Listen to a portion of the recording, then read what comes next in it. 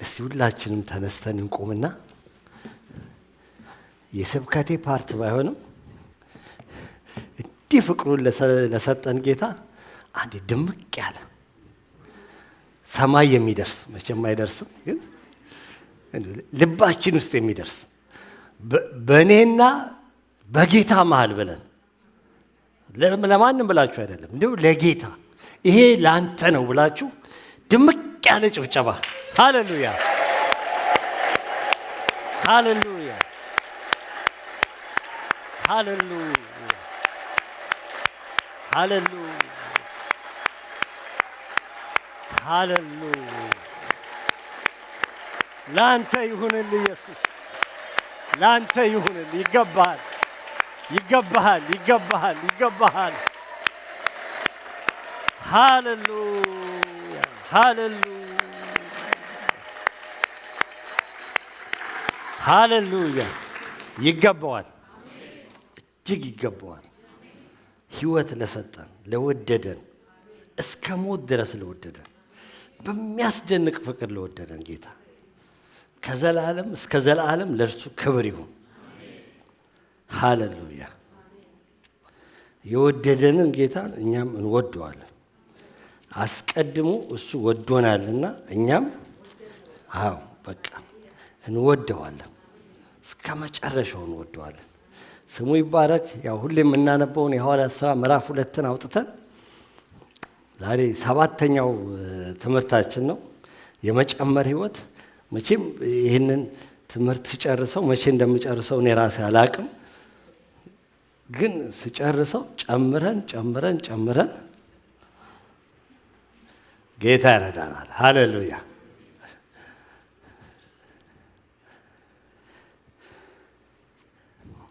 የሐዋርያት ሥራ ምዕራፍ 2 ከቁጥር 37 ጀምሬ በጌታ ስም አነበዋለሁ። እንደዚህ ይላል። መጽሐፍ ቅዱስ እንደያዘን ተስፋ አደርጋለሁ። ሴልፎን የያዛችሁ ወንድሞች እህቶች፣ ጌታ ኢየሱስ ይባርካችሁ። በዛም እናነባለን። ግን ያው ሴልፎን መጽሐፍ ቅዱስ አይደለም። እኔ ካላስታወስኳችሁ ማን ያስታውሳችኋል? እና መጽሐፍ ቅዱስ ይዘን መምጣት እንዳንረሳ። የሌላችሁ ወገኖች ደግሞ ያው አነጋግሩን። መጽሐፍ ቅዱስ እንድታገኙ ማድረግ የምንችልበት መንገድ አይጠፋም። ቢያንስ ቢያንስ መጽሐፍ ቅዱስ ባይኖረን ኮፒ አድርገን የእኛን መጽሐፍ ቅዱስ እንሰጣችኋለን። ግን ይኑረን ማለት ነው። ያው ማንበብ የማትችለው አይናችሁ የምትቸገሩ በነፃነት በስልካችሁ መጠቀም ትችላላችሁ። እንዲህ ይላል። ይህንም በሰሙ ጊዜ ልባቸው ተነካ። ጴጥሮስንና ሌሎችንም ሐዋርያት ወንድሞች ሆይ ምን እናድርግ አሏቸው። የመጀመሪያው የወንጌል ስብከት ጌታ መንፈስ ቅዱስ ከወረደ በኋላ ማለት ነው። በመንፈስ ቅዱስ ኃይል ሐዋርያው ጴጥሮስ ከሰበከ በኋላ መጀመሪያው ስብከት ላይ ጴጥሮስም ንስሐ ግቡ፣ ኃጢአታችሁ የሚሰረይ ዘንድ እያንዳንዳችሁ በኢየሱስ ክርስቶስ ስም ተጠመቁ፣ የመንፈስ ቅዱስንም ስጦታ ትቀበላላችሁ፣ የተስፋው ቃል ለእናንተና ለልጆቻችሁ ጌታ አምላካችንም ወደ እርሱ ለሚጠራቸው በሩቅ ላሉ ሁሉ ነውና አላቸው። በብዙ ሌላ ቃልም መሰከረና ከዚህ ጠማማ ትውልድ ዳኑ ብሎ መከራቸው። አንዳንድ የመጽሐፍ ቅዱስ ቃላቶችን ወይም ጥቅሶችን ሳነብ በጣም ይገርመኛል። ማለት አሁን ጴጥሮስ ከዚህ ጠማማ ትውልድ ዳኑ ብሎ በዛ ዘመን የነበሩትን ሲናገር በዚህ ዘመን ቢኖር ይህንን ትውልድ ምን ይል ነበረ ብዬ አስባለሁ። እንዲህ አንዳንድ ጥቅሶችን ስናስብ የመጨረሻው ጊዜ እንደደረሰ ታውቃላችሁ እያለም ሐዋርያው ጳውሎስ ደግሞ ይጽፋል። እና በእኛ ዘመን ቢሆኑ ምን ቃላት ይጠቀሙ ይሆን እነኚህ እግዚአብሔር ባሪያዎች ይላሉ። ግን ዳኑ አላቸው። እኛንም ይመክረናል፣ ዳኑ ይለናል ከዚህ ጠማማ ትውልድ። ቃሉንም የተቀበሉ ተጠመቁ። በዚያም ቀን 3000 የሚያህል ነፍስ ተጨመሩ። በሐዋርያትም ትምህርትና በኅብረት እንጀራውንም በመቁረስ በየጸሎቱም ይተጉ ነበር። ነገር ግን በሰው ሁሉ ፍርሃት ሆነ። በሐዋርያትም እጅ ብዙ ድንቅና ምልክት ተደረገ። ያመኑትም ሁሉ አብረው ነበሩ። ያላቸውንም ሁሉ አንድነት አደረጉ። መሬታቸውንና ጥሪታቸውንም እየሸጡ ማንኛውም እንደሚፈልግ ለሁሉ ያካፍሉት ነበር። በየቀኑም በአንድ ልብ ሆነው በመንፈስ ቅዱስ እየተጉ በቤታቸውም እንጀራን እየቆረሱ በደስታና በጥሩ ልብ ምግባቸውን ይመገቡ ነበር። እግዚአብሔርንም እያመሰገኑ በሕዝብ ሁሉ ፊት ሞገስ ነበራቸው። ጌታም የሚድኑትን ዕለት ዕለት በእነርሱ ላይ ይጨምር ነበረ ይላል። አንድ ገጽ ገለጥ አድርጉና ምዕራፍ 4 ላይ ደግሞ እነ ጴጥሮስና ዮሐንስ በክርስቶስ ስም እንዳይሰብኩ ተገርፈው ሲለቀቁ ወጥተው ጸለዩ። ከቅዱሳን ጋር ጸለዩ። ጌታ ሆይ እንደዚህ እኮ አሉን፣ እኛ ግን በቃ መስበካችንን አናቆምም።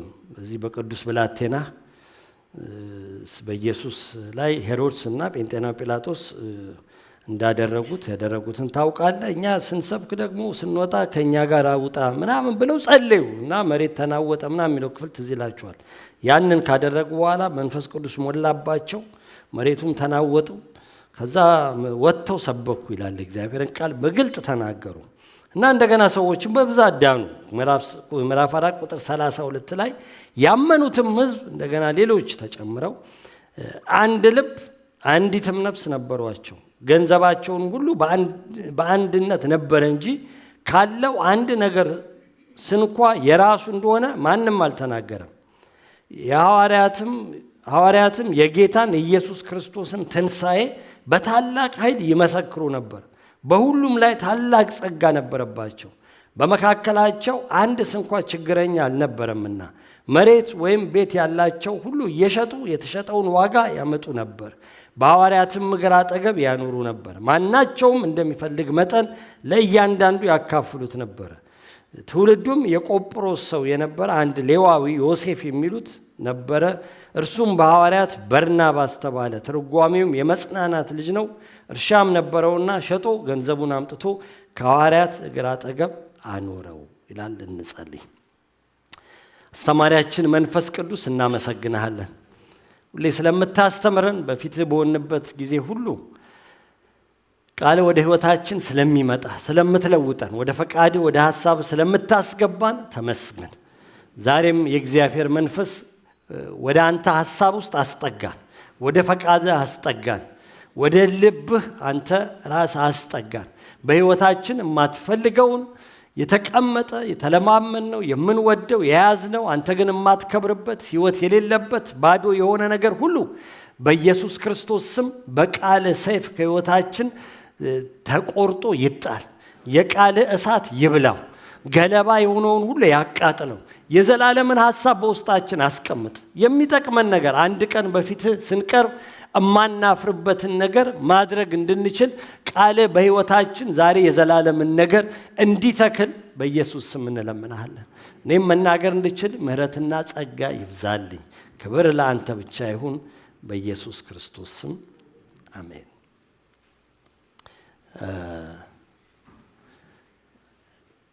ያው ስለ መስጠት ስለ መጨመር ሕይወት እየተነጋገርን ነው። በክርስትና ውስጥ የመጨመር የሚለውን ይሄኛው 7ኛ መሆንን ነው። እንቀጥለዋለን ብያችሁ ነበር። የተጠራ ነው ለመጨመር ስለሆነ ሕይወት የሚጨምር ስለሆነ ባለንበት ለመራመድ ስላልተጠራን። ድሮ ልጅ ሆነን ትምህርት ቤት ውስጥ የምናደርገው ነበረ። ያላቅም የአሁኖቹ ትምህርት ቤት ላይ ያደርጉ ይችላሉ። የአሁኖቹ ልጆች አድገው ስለሆነ ትምህርት ቤት የሚገቡት ግን ትዝ ይላችኋል። ባለበት ሂድ የወታደር እንትን ነው፣ ግን ባለበት ሂድ ይሉና እንደዚህ እግራችን እናደርጋለን እና የትም አንሄድም፣ እዛው ነው፣ ግን ባለበት ሂድ ነው። ክርስትና ባለበት ሂድ የለም። ክርስትና ሁሌ የሚያድግ ነው፣ የሚጨምር ነው። የገባንበት መንግስት የተሰጠን ሕይወት በጣም በቃ የሰፊ ስለሆነ ትልቅ ስለሆነ የተተረፈረፈ ስለሆነ ታውቆ የማያልቅ ስለሆነ እና ወደ ውስጥ በገባን ጊዜ እየሰፋ እየጨመረ እየበዛ የሚመጣ ስለሆነ ያገኘነው ጌታን በተቀበልን ጊዜ ያገኘነው ሕይወት አርክቶን እንዳንቆም ጌታ ኢየሱስ ይላችኋል። የዮሐንስ ወንጌል ምዕራፍ 7 ላይ ብዙ ሕዝብ ተሰብስቦ ነበር ይላል። አይ ቲንክ የሆነ በዓል ነበረ ኢየሩሳሌም ከተማ ውስጥና በታላቅ ድምፅ ጮኸ፣ ማንም የተጠማ ቢኖር ወደ እኔ ይምጣ፣ መጽሐፍም እንደሚል የሕይወት ውሃ ወንዝ ከሆዱ ይፈልቃል። ማለት ወንዝ ይፈልቃል። ማንም ሰው እንደውም እንግሊዘኛውን ብታዩት ሪቨርስ ኦፍ ሊቪንግ ዋተር ነው የሚለው። ወንዝ ሳይሆን ወንዞች ከሆዱ ይፈልቃል። ከውስጣችን ወንዝ ነው የሚፈልቀው። ድርቅ ያለ ህይወት እንድንኖር ጌታ አልጠራንም። የሆነች ጠብ የምትል ህይወት እንድንኖር ጌታ አልጠራንም። የተጠራነው ትልቅ ህይወት ነው። በቃ የተተረፈረፈ ህይወት እና በእንደኚህ ቀናቶች ውስጥ ከዚህ ከምዕራፍ 2 ላይ የተነሳን ንስሐ በመግባት ጀመሩ የመጀመሪያዎቹ አማኞች። ያውም በትንሽ ከተማ በኢየሩሳሌም። ግን ሐዋርያት ሥራ ሲያልቅ ሮም ውስጥ ገብተው የሮምን መንግስት አነቃንቀው ነው የጨረሱት። ማለት ማንም የማያውቀው ጥቂት ትንሽ ሴክት ነበረ ክርስትና። ማንም እንኳን ሮም ያለ መንግስት ሊያውቀው ቀርቶ በደንብ እስራኤል ውስጥ እንኳን የማታወቅ ኢየሩሳሌም ውስጥ ያለች ትንሽዬ መንደር በትንሽ ሰዎች የተጀመረ ግን ከጥቂት ከ20 ከ30 ዓመት በኋላ የሐዋርያት ሥራ ሲጠቀለል መጽሐፉ ሮም ውስጥ ገብተው የሮም መንግስት አውቋቸው አነቃንቀውት የሮም መንግስት እነሱን ማሳደድ ጀምሮ መጨረስ የጀመረበት ላይ ነው የሚያልቀው። እና እየጨመሩ ነው የሄዱት። በንስሐ ጀመሩ፣ ግን ንስሐ ላይ አልቆሙም። ምን እናደርጋሉ? ተጠመቁ፣ መንፈስ ቅዱስ ተሞሉ። በቃ እግዚአብሔርን ቃል በየቀኑ ይማሩ ነበር፣ ይጸልዩ ነበር፣ አብረው ይበሉ ነበር፣ ይጠጡ ነበር፣ ያላቸውን ይከፋፈሉ ነበር፣ ያመልኩ ነበር፣ ወንጌል ይሰብኩ ነበር፣ ይሰፉ ነበር፣ ያድጉ ነበር። እና የሚያድግ ህይወት ስላለ በኢየሱስ ክርስቶስ ስም እንጨምርኛ። በመመኛው እንደዛ እንድንጨምር ነው የምንነጋገረው። ስለዚህ በአምልኮ መጨመር ብለን ስለ አምልኮ ጥቂት ተነጋገርን። ከዛ በመዝሙር መጨመር፣ በምስጋና መጨመር፣ ከዛ ቤተክርስቲያንን በማወቅ መጨመር፣ ቅዱሳንን ወንድም እህቶቻችንን በማወቅ መጀመር፣ ከነርሱ ጋር ደግሞ እርስ በእርስ በመኖር መጨመር ብለን ተነጋገርን። አንድ ቀን ሪቪው እናደርገዋለን ጌታ ቢረዳን። ዛሬ በመስጠት መጨመር። ሃሌሉያ! እግዚአብሔር የተመሰገነ ይሁን። አንዳንድ ጊዜ ስለ መስጠት ስንናገር ብለድ ፕሬሸር ይጨምራል ቸርች ውስጥ።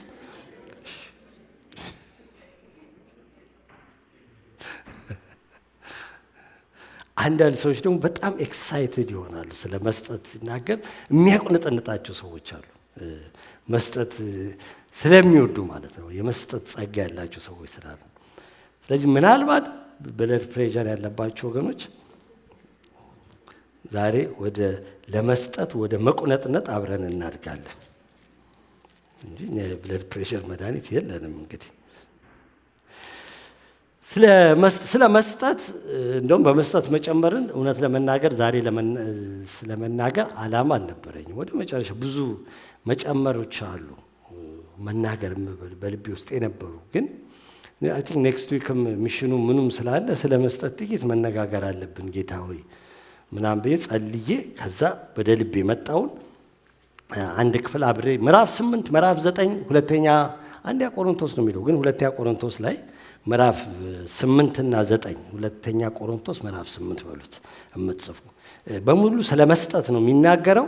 ጥቂት ግን ምዕራፍ 8 አውጥቼ ከዚህ ላይ ያለላችሁ ምዕራፍ 8 ከ1 እስከ 9 ድረስ ያለው በአዲሱ መደበኛ ትርጉም ላይ ነው። በጣም አማርኛው ቀለል ስለሚል ባይዘዌ ምዕራፍ 8 ምዕራፍ 9 ሄዳችሁ ቤት ብታነቡት በጣም ጥሩ ነው። ስለመስጠት ብዙ ስለሚናገር ግን በአዲሱ ትርጉም አንብቡት፣ ይቀላል፣ ለመረዳት በጣም ስለሚቀርብ። እኔ አዲሱ መደበኛ ትርጉም ላይ እንደዚህ ይላል። ይህንን እዚህ ላይ ያለ ወንድሞች ሆይ ሐዋርያ ጳውሎስ ነው ለቆሮንቶስ የሚጽፍላቸው፣ እግዚአብሔር በመቄዶንያ ላሉት አብያተ ክርስቲያናት የሰጠውን ጸጋ እንድታውቁ እንፈልጋለን። የደረሰባቸው መከራ ጽኑ ቢሆንም ደስታቸው ግን የላቀ ነበር። ድህነታቸው ብርቱ ቢሆንም ልግስናቸው ግን የበዛ ነበር። እንደ አቅማቸው ብቻ ሳይሆን ከአቅማቸው በላይ በፈቃዳቸው እንደሰጡ መሰክርላቸዋለሁ። እነርሱም ቅዱሳንን ለመርዳት በሚደረገው አገልግሎት ለመሳተፍ ዕድል ያገኙ ዘንድ አጥብቀው ይለምኑን ነበር። እኛ ከጠበቅነው በላይ በመጀመሪያ ራሳቸው ለጌታ ሰጡ፣ ቀጥለውም በእግዚአብሔር ፈቃድ ራሳቸው ለእኛ ሰጡ። ስለዚህ ቲቶ በእናንተ መካከል ቀደም ሲል የጀመረውን የልግስና ሥራ ከፍጻሜ እንዲያደርስ ለምነነው ነበር።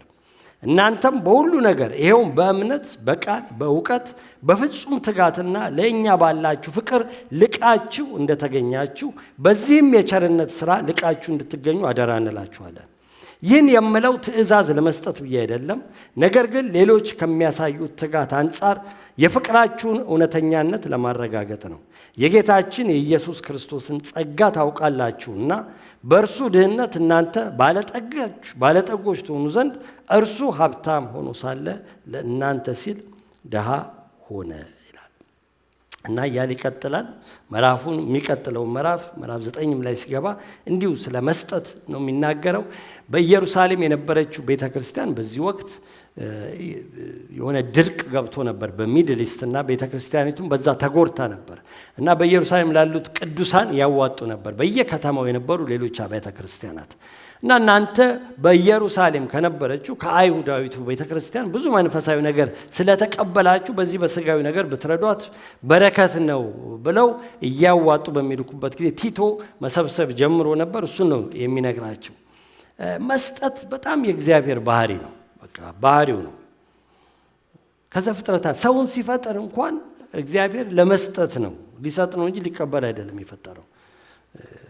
እኛን ፈጥሮን ከኛ ምን ይቀበላል? ነገሩ በአምሳሉ ፈጥሮን በመልኩ ፈጥሮን የራሱን መልክ በእኛ ውስጥ አስቀምጦ መልኩን አካፍሎን አስመስሎን በምድር ያሉት ሁሉ ፍጥረቶች ይገዙልህ ብሎ ስልጣንን ሰጥቶት ለእንስሳት ሁሉ ስም አውጣላቸው ብሎት በቃ ሰጠው። ምድርን ሰጠው፣ ስልጣን ሰጠው፣ ሚስት ሰጠው። እግዚአብሔር በቃ እግዚአብሔር ሲፈጥርም ሊሰጥ ነው። እግዚአብሔር መስጠት ባህሪው ነው።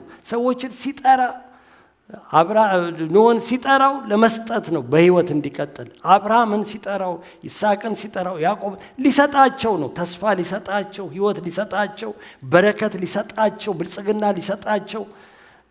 እግዚአብሔር በባህሪው ሰጪ ነው። ስለዚህ የሚጠራቸው ሰዎች ሁሉ እንደሱ ሰጪዎች እንዲሆኑ እንድንሆን በጣም ይፈልጋል።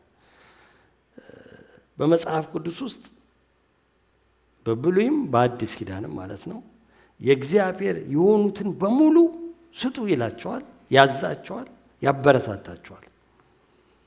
በብሉይ ኪዳን ለቤተ መቅደሱ ስጡ ይላል፣ ለድሆችም በጣም ስጡ ይላል። በአዲስ ኪዳንም እንደዚሁ ለወንጌል ስራ ስጡ፣ ለድሆች ደግሞ ለወንድሞች ለእህቶች ስጡ። ይሄ ስጡ የሚለው ነገር ውስጣችን በደንብ እንዲገባ ነው። አንዳንዴ ጸጥ ምለው በደንብ ስጥ ስጪ አንዳንዶቹ ሰባኪውን አጠገብ ያለውን ባዩ ምናምን ብዬ ባስብሉሉ ደስ ይለኛል። በቃ መስጠት እንደው መጨረሻ ላይ ስጦታ ልሰብስብ መሰለኝ ዛሬ።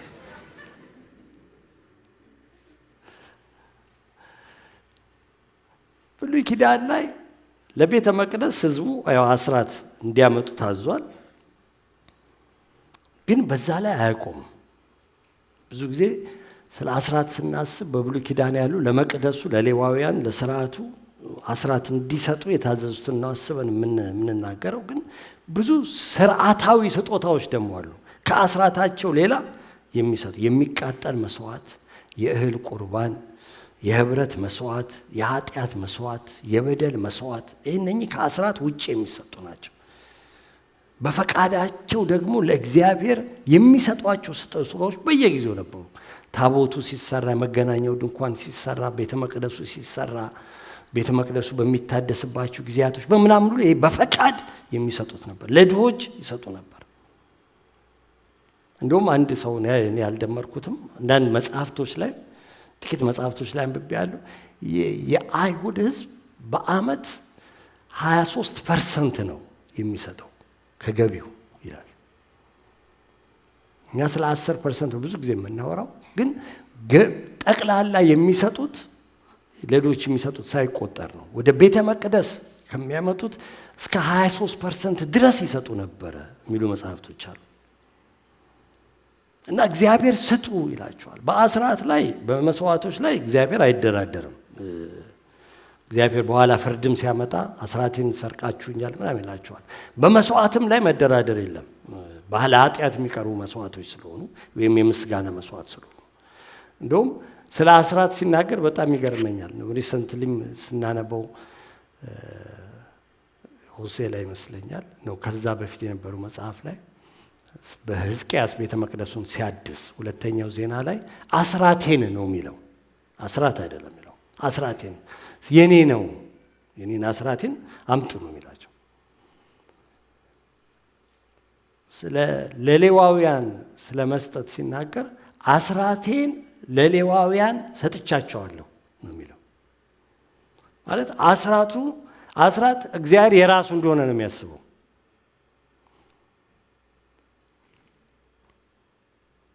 ስጦታ መስጠት በአስራት ላይ ሲሪየስ ነበረ። በስጦታ ላይ እንዳቅማቸው ይሰጡ ነበር። ለድሆች ደግሞ ሪኳየር ያደርግ ዲማንድ ያደርጋል እግዚአብሔር። ስጡ ለድሆች። ሆሴዕ ላይ አሁን የማለዳው ፕሮግራም ጸሎት ላይ የምትገቡ ቃል ወይም ደግሞ በየቀኑ የምናነበውን የቤተ ክርስቲያንን ጥቅሶች የምታነበው አሁን ሆሴዕን እያነበብን ነው እና እግዚአብሔር በእስራኤል ላይ ፍርድን ሲያመጣ እንደሚቀጣቸው ሲናገር አንዱ የሚቀጣቸው ምክንያት ለድሆች አልሰጣችሁም ይላል። ዘርፋችኋቸዋል፣ ግድ አላላችሁም። በጣም እሱ ግድ ይለዋል። ስለተገፉ ድሆች፣ ስለተጨነቁ፣ ህዝቡ ለድሆች ስላራራ፣ ካለው ገቢ ለድሃ ስላልሰጠ የኔ ፍርድ በእናንተ ላይ ይወርድባችኋል ይላችኋል። ይህ ዲማንድ ያደርጋል እንድንሰጥ እና ይጠብቃል ማለት ነው። እግዚአብሔር ከህዝቡ ይጠብቃል። በብሉይ ኪዳን ይጠብቃል። ለቤተ መቅደሱ አስራታቸውን እንዲያመጡ፣ ስጦታቸውን እንዲያመጡ፣ በኩራት እንዲያመጡ፣ ደግሞ ለድሆች እንዲሰጡ ይጠብቅባቸው ነበር እና ህዝቡ ደግሞ እግዚአብሔርን እንደሚወድ ከገንዘብ በላይ እግዚአብሔርን እንደሚወድ የሚያሳይበት መንገድም እሱ ነበር። ለድሆች በመስጠት ደግሞ ለቤተ መቅደሱ ስራ አስራቱን በመስጠት። በአዲስ ኪዳን ስንመጣም ብዙ የተለወጠ ነገር የለም። ዳግመኛ ስንወለድ የእግዚአብሔር ልጆች ስንሆን፣ የእግዚአብሔር ካህናት ስንሆን፣ የእሱ ቤተ መቅደስ ስንሆን፣ የእሱ ባህሪ ተካፋዮች ስንሆን አንድ የተካፈልነው የእሱ ባህሪ መስጠት ነው። አሜን ነው። ክርስቲያን ሀብታም ላይሆን ይችላል። ጌታ ቃል ኪዳን አልገባልን ሁላችሁም ሀብታም ትሆናላችሁ ብሎ። ሀብታም ላንሆን እንችላለን። ንፉግ ግን መሆን አይችልም ክርስቲያን። ንፉግ መሆን ስቁንቁን ነው የሚባለው ካልተሳሳቱ። አለመስጠት አይችልም ክርስቲያን። ለጋስነት አንዱ ምልክታችን ነው። ሰጭነት በጣም ባህሪያችን ነው፣ ሊሆን ይገባል። ንፉግ የሆነ መስጠት በጣም የሚከብደው ግን አማኝ ነኝ የሚል ሰው ካለ በጣም እኔ መዳኑን ሁሉ እጠራጠራለሁ። ይቅርታ አድርጉልኝ። በጣም ማለት ዳግመኛ ከእግዚአብሔር ስንወለድ እኛ የእግዚአብሔር መንፈስ ቅዱስ መኖሪያ ስንሆን ማደሪያ ውስጣችን የገባው መንፈስ ቅዱስ አንዱ የሚያደርገው ሰጪ ያደርገናል፣ ሩህሩህ ያደርገናል። መስጠት እንፈልጋለን። ምልክታችን ነው። የመወለዳችን ምልክት ነው። ባይዘው የምንሰጠው ገንዘብ መጠን አይደለም። መጠኑ ላይ አትሄዱ፣ ግን መስጠታችን ጌታ ትዝ ይላችኋል። ወንጌል ላይ በጣም በአሰጣጥ በጣም የተደነቀው አሰጣጥ ያቺ 2 ሳንቲም የሰጠችው ሴት ነች። የምንሰጠው ገንዘብ መጠን ሳይሆን ለመስጠት ያለን ፍቅር። አንዳንድ ሰዎች ኦልሞስት ላይክ እንደ ጸጋ ስጦታ በጣም ይሰጣሉ።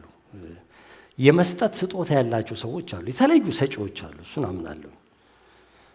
የሚሰጥ በለጋስነት ይስጥላል። ሰጪዎች አሉ፣ አንዳንዶች የተለዩ ሰጪዎች አሉ። እሱን እንቀበላለን። የማንወዳደራቸው ሰጪዎች አሉ እና እዚህ መካከል ትኖራላችሁ። ጌታ ይባርካችሁ። ከእናንተ ጋር አንወዳደርም፣ ግን ሁላችንም ግን ሰጪዎች ነን። ሁላችንም መስጠት መቻል አለብን። ያነበብነው ክፍል ላይ የሐዋርያት ሥራ ላይ የመጀመሪያዎቹ አማኞች በዚህ ወንጌል ሲነገራቸው ላስት መንዝ እኮ የሰቀላችሁት ኢየሱስ የተባለው ያሸዋ እኮ እሱ ሕይወት ዘክራይስት ስትገሉት ክርስቶስን ነው የገደላችሁት እኮ። ኢየሱስ ብቻ አልነበረም፣ ክርስቶስ መሲሁ ይጠበቅ የነበረው መሲህ እሱን ነበር። ገደላችሁት ሲሏቸው ልጆች ሰዎቹ ንስሐ ሲገቡ ይሄ ክርስቶስ ውስጣቸው ሲገባ ይሄ ተተረፈረፈ ሕይወት ሲገቡ በሕይወታቸው የሚጨምር ሕይወት አይደል? አንድ በሕይወታቸው የጨመሩት ነገር መስጠት ነው። ሲሰጡ ደግሞ በጣም አስደናቂ ነው። 10% አይደለም፣ እንደ አስራት አይደለም የሰጡት። በሕጉ ላይ ከተጻፈው በላይ ያላቸውን ሁሉ በአንድነት አደረጉ ነው የሚለው። ይሄ በጣም የሚደንቅ ነው ማለት በዚህ ዘመን ላለን ክርስቲያኖች የማይገባ ነው። ለምን ባልና ሚስት እንኳን የማይተዋወቁ አሉ፣ ተለያየ አካውንት ያላቸው። እነኚህ ዚስ አር ኖት ሜሪድ ፒፕል ማለት አልተጋቡም። ሁሉም አንድ ጋር ጋብቻ ጴጥሮስ የራሱ ሚስት አለው፣ ልጆች አሉት፣ ሁሉም አላቸው፣ ኑሮ አላቸው። ግን አመጡና ሁሉም ያላቸውን አንድነት አደረጉ። የእግዚአብሔር ልጅ ይሄ የዘላለም አምላክ ከሰማይ ወርዶ ራስን ለነሱ እንደሰጠ ውስጣቸው ሲገባ ራሳቸውን ሰጡት። ሰው ራሱን ሲሰጥ ሌላ ነገር መስጠት በጣም አይከብድም ወገኖች። መጀመሪያዊቱ ቤተ ክርስቲያን ላይ ለወንጌል አገልግሎት ድሆችን ለመርዳት ምናምን ችግር አልነበረባትም። ሁሉም ያለውን ስለሚሰጥ ማለት ነው። እየሸጠ እንትናም ሁለተኛው ክፍል ያነበብነውም ላይ ዮሴፍ የሚባለው የቆጵሮስ ሰው በዘሩ ሌዋዊ የሆነ ሲገባው ወንጌል ሲሰማ ሕይወቱ ሲለወጥ እርሻ ነበረው ይላል። እርሻውን ሸጠና አምጥቶ በሐዋርያት እግር ስራ አስቀመጠ። ከዛ በቃ እጃቸውን ጭኖ ጸልዩለት፣ አንተ በርናባስ ነህ አሉት። ከዚህ በኋላ ዮሴፍ አይደለም። ስም ሁሉ የመለወጥ እንትን ነበራቸው፣ አገልግሎት ነበራቸው። እና ዛሬ እሺ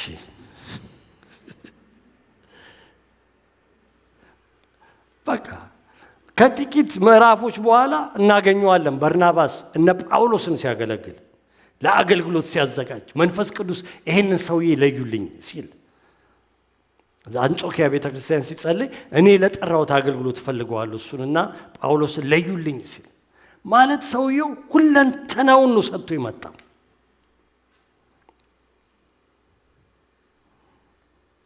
አሁን እንደነሱ እንስት አለላችሁ መስጠትም አንችልም። በጣም ከባድ ነው። እዛ ደረጃ እንደርስም መንግስተ ሰማይ ስንደርስ ነው።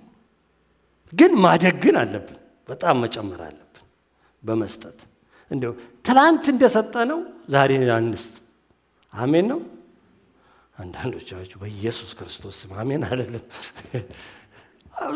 ለአስቴር እንደሰጠ ነው በዚህ ዓመት አንስት። የሆነ እንጨምር እንጂ የሆነ ግን የሆነ ከፍ እንበል። ነግሬያቸዋለሁ ከዚህ በፊት አንድ ዊሊያም ጄሰፕ የሚባል እዚህ ዩኒቨርሲቲ ስንማር ትምህርት ቤት ፓስተር ታሪኩ ያውቀዋል።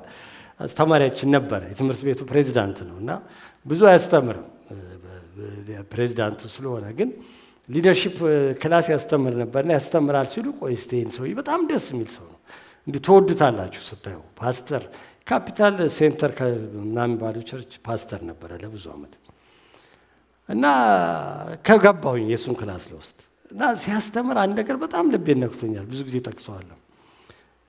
በመስጠት ስለማደግ ስጡ ምናምን ብሎ እዛ የምንማረውን ያስተምረን ነበርና ሲያስተምር ምን አለ፣ እኔና ሚስቴ 11ኛ ዓመታችንን ስናከብር፣ የዛን ጊዜ ፓስተር ነበረ እና ስናከብር በጣም እንዴት ጌታን እናመስግነው።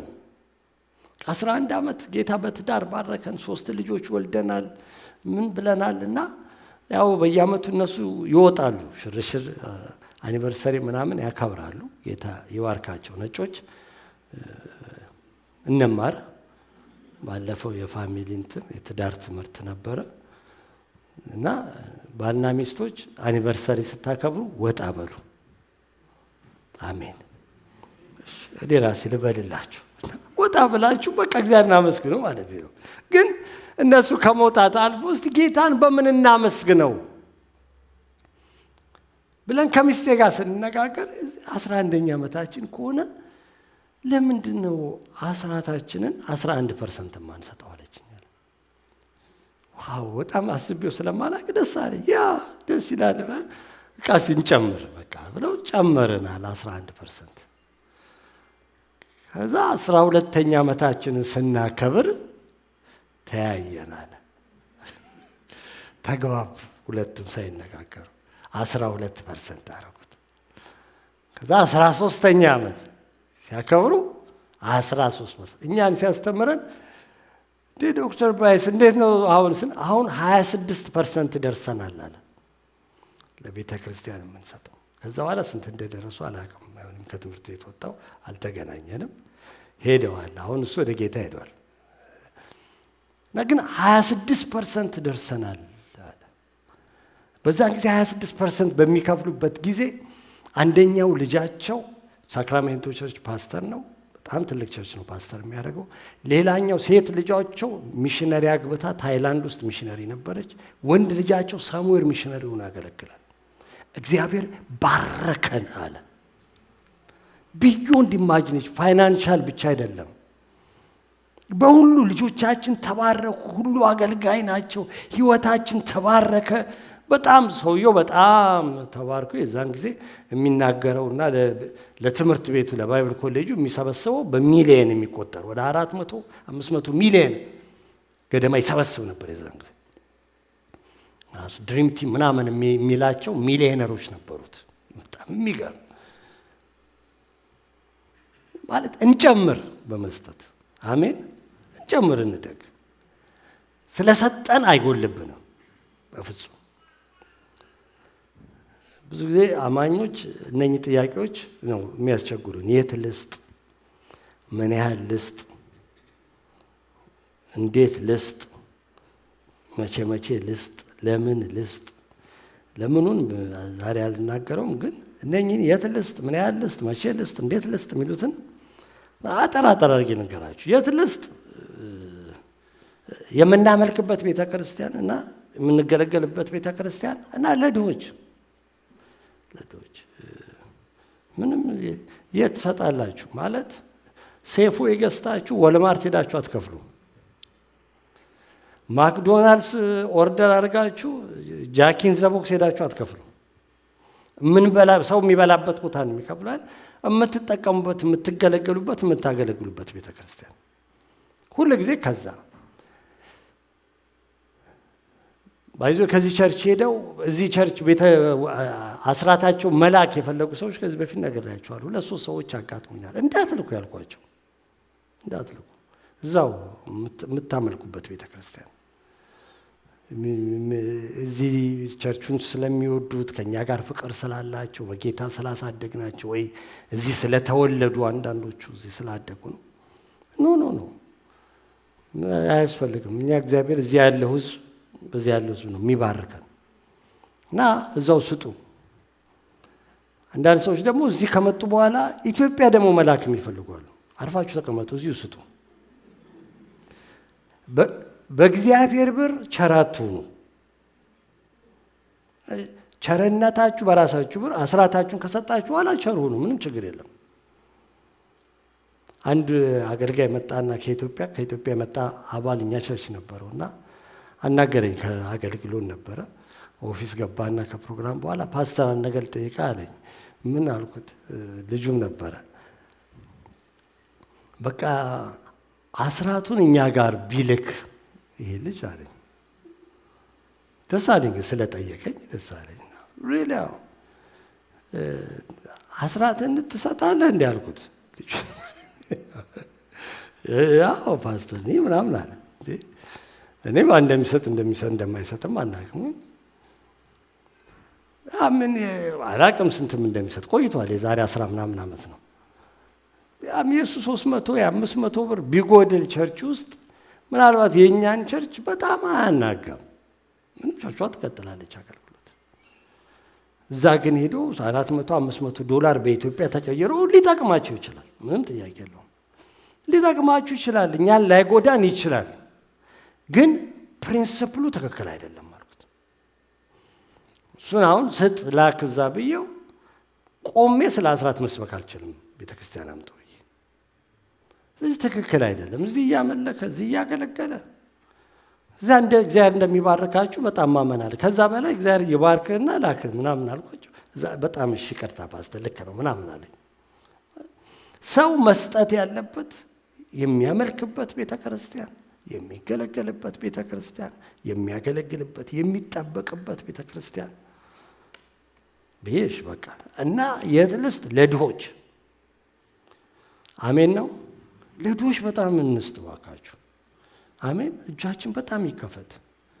መንገዱ ሁሉ ድሆች። የሚቀጥለውም ሳምንት ከኛ አነስ ስላሉ ሰው ወንድሞች እህቶች ነው ኢትዮጵያ የምንሰበስብላችሁ። ግን መንገድ ሁሉ ድሆች አሉ። ትዝ ይላችኋል ጌታ ኢየሱስ የመጨረሻው የፍርድ ጊዜ በጎቹን በቀኝ ፍየሎቹን በግራ አስቀምጦ የሚላቸውን ስራብ አበልታችሁኛል፣ ስጠማ አጠጥታችሁኛል።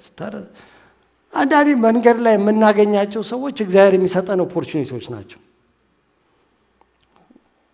እና ጌታ አንዳንድ ጊዜ መንገድ ላይ ጠብቆ ይጠይቀናል። ስጠኝ ምሳ አልበላሁም ሲለን ስናልፈው አንድ ቀን ሰማይ ቤት የዛን ጊዜ እኮ ኤል ካሚኖ ላይ ቆሜ ስጠይቅህ እንደውም ስታይ መስታወቱን ወደ ላይ ያደረከውና ሊመጣ ነው ብለህ አለፍከኝ የሚለን ሰዎች እንዳለን ግን አውቃለሁ። አንዳንዴ እፈራለሁ። እውነቴን ነው የምላችሁ ሰዎች ስለምን ይሄ ጌታ ኢየሱስ ሲሆን ላከው ብዬ ድሆች በጣም እጃችን ይፈታ። በቃ አንዳንዶች ደግሞ ላለመስጠት ድራግ ይወስዳል ምናምን እንላለን። ወስዳችሁ ምግብ ግዙለት ካስፈራችሁ ሰው። በእውነት እዛ አጠገብ ሬስቶራንት መንገዱ ሁሉ ሬስቶራንት አይደል? እኔ ብር አልሰጥህም ግን እዚህ ጋር ያለው ጋር ወስጄ የፈለግከው ምግብ እዘዝ በቃ ከፍልላለሁ እንበለው። ጌታ ከሰጠን ከባረከን አሜን ነው። ከኋላ ያላችሁ አሜን አላላችሁ።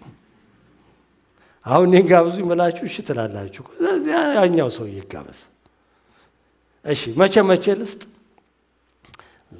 ቀላል ነው። አስራት ከሆነ የምንሰጠው ደግሞ ስናገኝ የመጀመሪያውን በኩራቱን ነው አምጡ የሚለው የመጀመሪያውን ከተርፋችን አይሆን ለጌታ ስራ የምንሰጠው።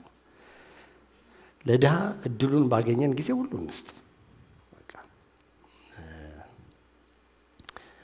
ምን ያህል ልስጥ? በቃ አማኝ እንደምንችለው ነው መስጠት ያለብን። መስጠት ስንጀምር ከአስራታችን መስጠት እንዳለብን በጣም መጀመር እንዳለብን እኔ ያምናለሁ።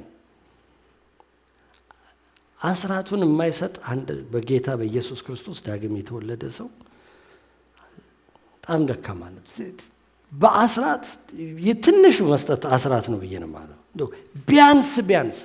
ቢያንስ በቃ በአስራታችን ታማኝ ነው የመስጠት መጀመሪያ። እኔ አስራትን ሳስብ ሁሉ ጊዜ የመስጠት ወለል ነው እንጂ ጣራ፣ ከዚህ በፊት ተናግሬዋለሁ።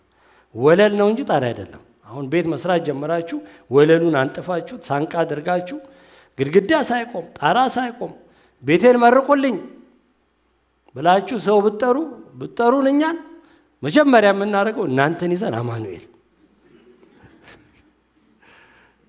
ምክንያቱም ግድግዳ ሳይኖረው ጣራ ሳይኖረው በር ሳይገባ ወለል ተሰርቶ ቤት መርቁ አይባልማ።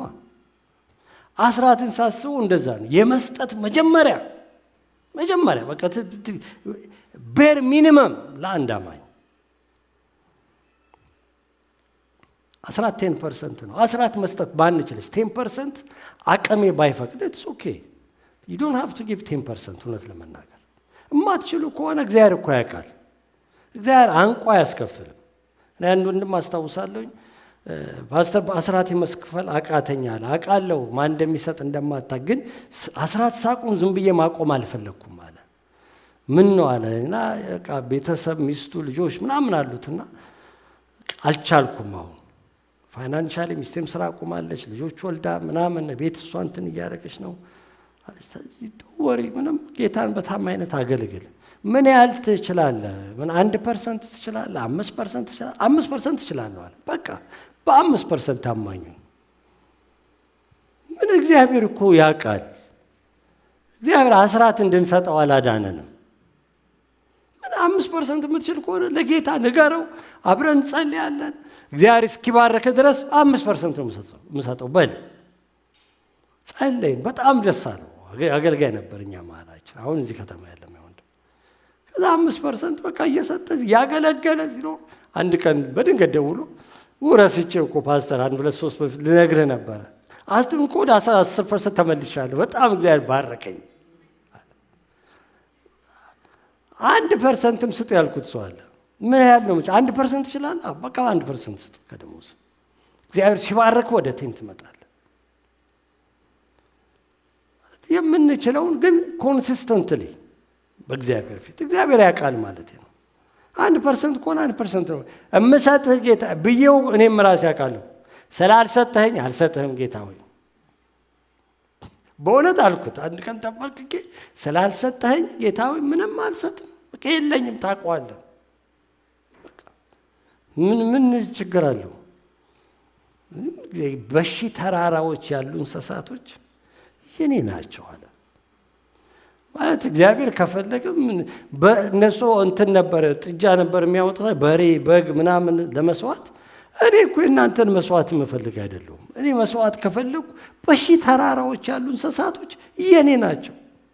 ይሄ ሁሉ በሚሊዮን የሚቆጠር ከብት የኔ ነው። ስንሰጥ ማለት እማንችል ከሆነ አንጨነቅልላችሁ። ስለ አስራት ጥቂት መናገር ፈለጉ። ስለ አስራት ምንድን ነው? አስራት መስጠት ማለት አስራት የምንሰጠው ሀብታም ነው። አንዳንድ ስለ መስጠት ሲያስተምሩ ስጡ ይሰጣችኋል የሚለውን ጥቅስ ይዘው በቃ ለእግዚአብሔር አሁን ስትሰጡ፣ ባለፈው ሳምንት ፓስተር ታሪኩ ተናግሮታል። በቃ ልጸልይ ነው እያለ እኔም አይቼዋለሁ ያንን ሰው። አሁን ልጸልይ ነው አስገባ 1,000 ብር 10,000 ብር አሁን አስገባ፣ ሚሊዮን 500 ሚሊዮን ልለቅልህ ነው አለው። አናዱኝ። እኔ ለራስህ አትለቅም ምናምን እያልኩ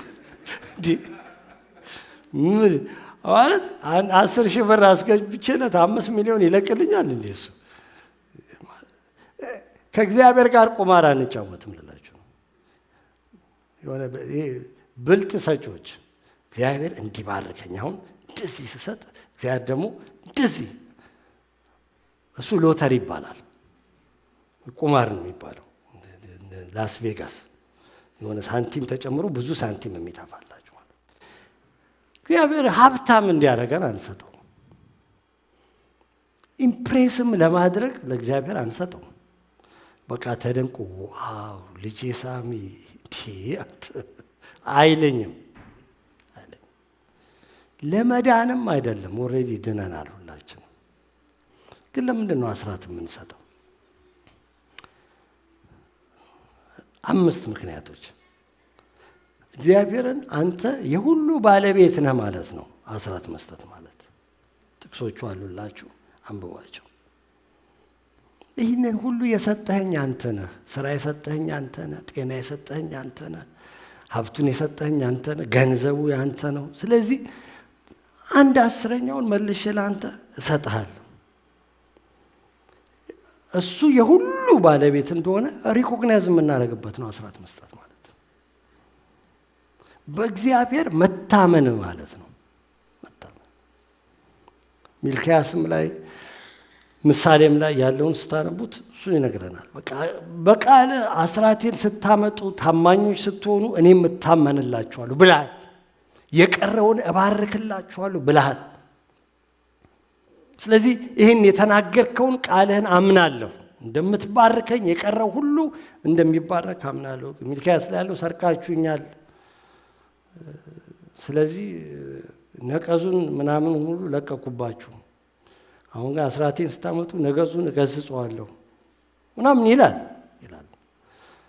አንዳንዶቻችን የምናገኘውን ገቢ ያክል የማንኖር በጣም ብዙዎች አለን። ደግሞ ከምናገኘው ገቢ በላይ ደግሞ የምንኖር በጣም ብዙዎች አለን።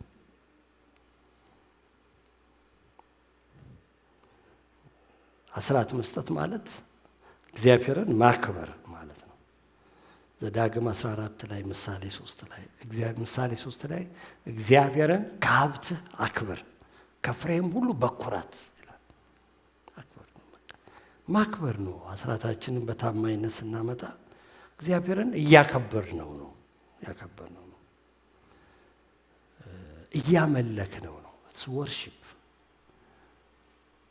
ዘዳግም 14 ላይ ያለው በጣም የሚገርም ጥቅስ ነው። ምዕራፍ 14 ቁጥር 22 ላይ ያለው በየዓመቱ ከእርሻ አስራት ስታወጣ እንዲህ በእውነት አስራትን ታወጣለህ ይላል። ዝም ብሎ አስራትን ታወጣለህ በእውነት በእግዚአብሔር ፊት ማለት ለመሸወድ እንዳትሞክር። ስትመዝነው እህሉን በእውነት ነው የምታመጣው።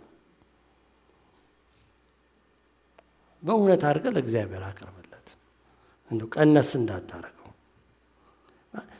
አስራት ማምጣት ለእግዚአብሔር ያለንን ክብር ነው የምንገልጽበት ነገር ነው።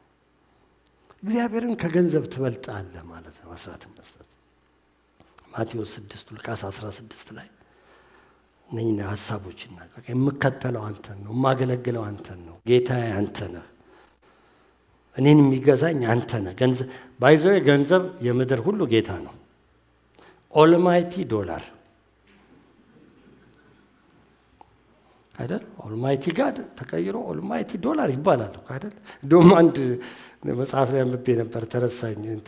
እግዚአብሔር እረኛዬ ነው የሚያሳጣኝም የለም፣ በለመለመ መስክ ያሳድረኛል፣ በዕረፍት ውኃ ዘንድ ይመራኛል የሚለው ዶላር ኢዝ ማይ ሼፐርድ። ገንዘብ እረኛዬ ነው የሚያሳጣኝም የለም፣ የፈለግኩትን ምግብ እገዛለሁ፣ በዕረፍት ውኃ ዘንድ ይመራኛል፣ በጣም በገንዘቤ ብዙ የዕረፍት ቦታ እሄዳለሁ እያለ አንዱ ሰው ዓለምን የሚያናውጠው ገንዘብ ነው። ገንዘብ የሁሉ ጌታ ነው። ለዚህ ነው ጌታ ኢየሱስ ለእግዚአብሔርና ለገንዘብ መገዛት አትችልም። በጣም ድሮ በእውነት ልጅ ሆኜ ይገርመኝ ነበር። እንዴት ጌታ ለገንዘብና ለእግዚአብሔርና ለሰይጣን መገዛት አትችሉም አላለም? እንዴት ለእግዚአብሔርና ለገንዘብ ይላል? ገንዘብን መያዝ እስክጀምር ድረስ አይገባኝም ነበር ጥቅሱ። አሁን ሳድግ እና ገንዘብ በእጄ መግባት ጀምር፣ እውነትም ከሰይጣን ይልቅ ገንዘብ ነው ሰውን የሚገዛው። ገንዘብ ነው ሰውን የሚያጋድለው፣ የሚያጨራርሰው፣ የሚያጣላው፣ በጣም ምድርን የሚያንቀሳቅሰው እና ገንዘብን የምንነቀው ገንዘብ ጌታችን ሳይሆን አገልጋያችን የምናደርገው በመስጠት ነው። በመስጠት በሌላ በምንም የለም። እኔ ገንዘብ አይገዛኝም ምናምን በማለት አይደለም። ገንዘብ ትንሽ የምናደርገው የምንንቀው በመስጠት ለሌሎች፣ ለእግዚአብሔር መንግስት በመስጠት፣ ለድሆች በመስጠት እና ገንዘብ አስራት መስጠት መታዘዝ ነው። እግዚአብሔርን አስራት የእግዚአብሔር ነው ይላል ዘሌዋውያን 27 ላይ ለእግዚአብሔር ነው። ብዙዎች ይህንን ነገር ስለ አስራት ሲነገር አስራት አዲስ ኪዳን ውስጥ የለም፣ አዲስ ኪዳን ላይ አስራት ስጡ አይልም ይላሉ። አዲስ ኪዳን ላይ አስራት ስጡ አይልም። ልክ ናቸው። ምንም የተጻፈ ነገር የለም። አስራት ስጡ አይልም፣ ግን አትስጡም ደግሞ አይልም። አስራት የሕግም ስርዓት አይደለም፣ ከሕግም በፊት የነበረ ስርዓት ነው። ገና ሕግ ከመሰጠቱ በፊት ወደ 300-400 ዓመት በፊት እነ አብርሃም እነ ያዕቆብ አስራታቸውን ይሰጡ ነበር።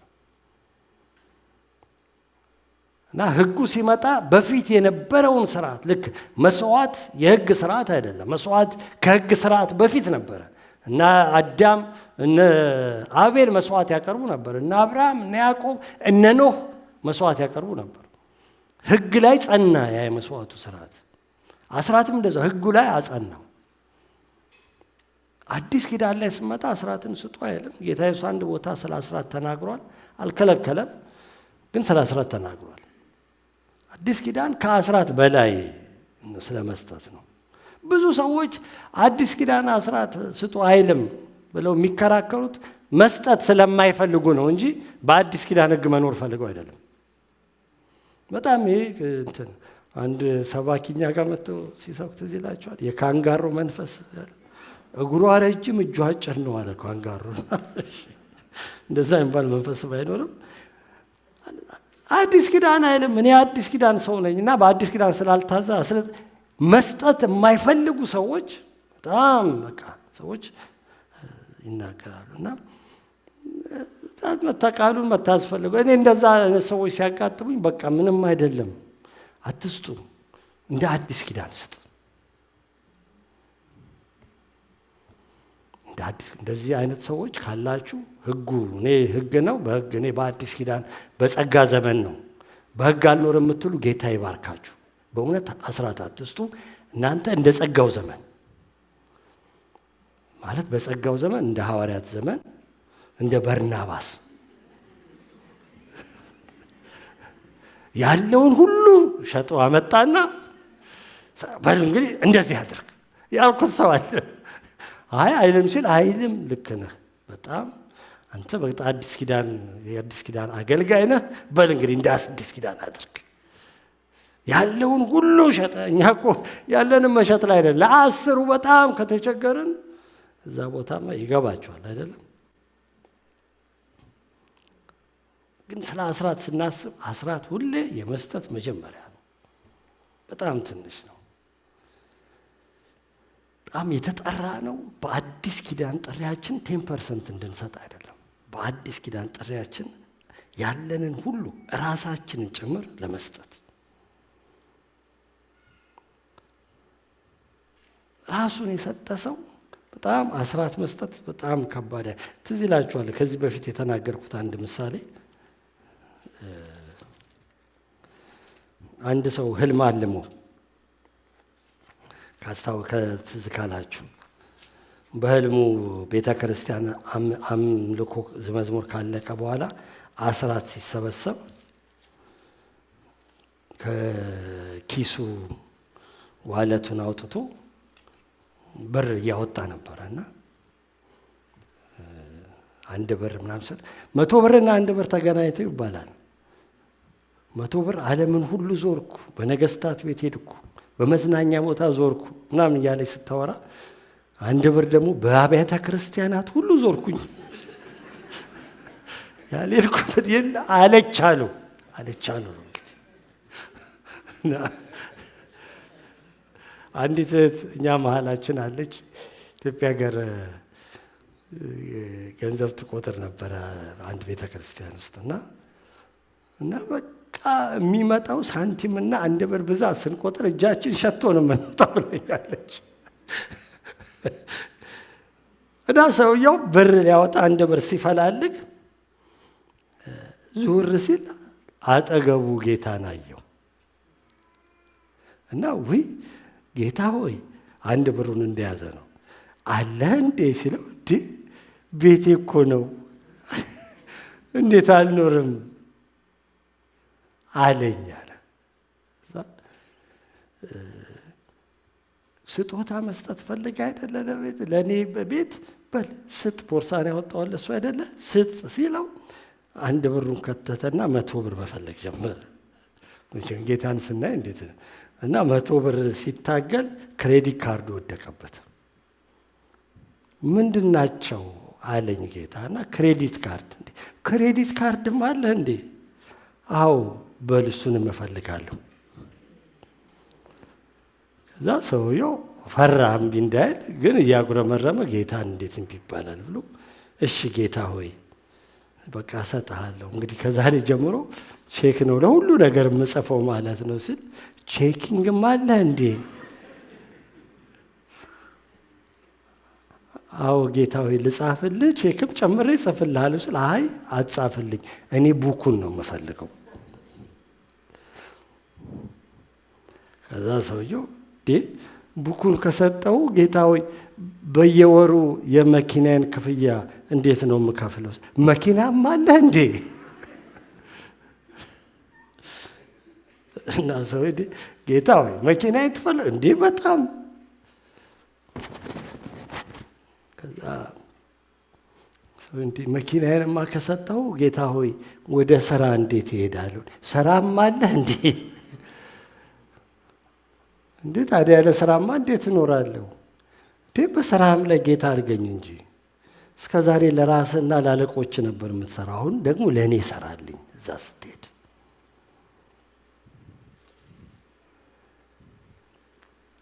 ከዛ ጌታ ሁሉን ነገር የዛሬው ጌታ የተለየ ነው።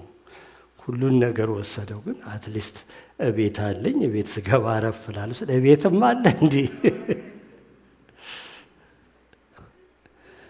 እሺ ጌታዊ ቤትህንም ትፈልጋለህ? አዎ የቤተ ጌታ ተቆጣጣሪ ነው ይሉንልህ እንጂ።